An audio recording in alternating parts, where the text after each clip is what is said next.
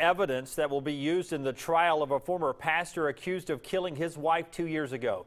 Richard Shahan was in court today for a pre-trial hearing. WIAT 42 News reporter Melissa Kim is outside the Jefferson County Courthouse to tell us what happened. Attorneys for Richard Shahan presenting 7 motions in court today. The former Homewood pastor allegedly murdered his wife, Kim Shahan, at their home in 2013.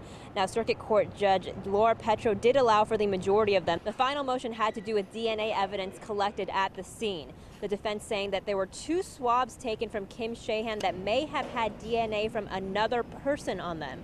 But the defense alleges that the independent lab that the state used to test that DNA used all of the samples. You have swabs that show the presence of sperm, and they haven't come back to Mr. Shahan, and they've destroyed it all.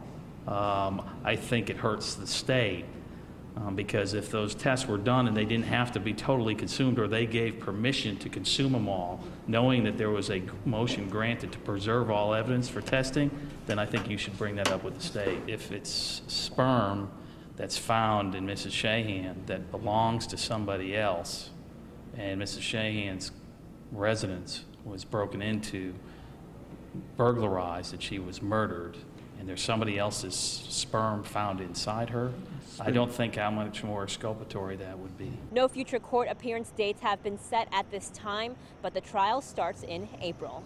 At the Jefferson County Criminal Courthouse, Melissa Kim, WIAT 42 News, coverage you can count on.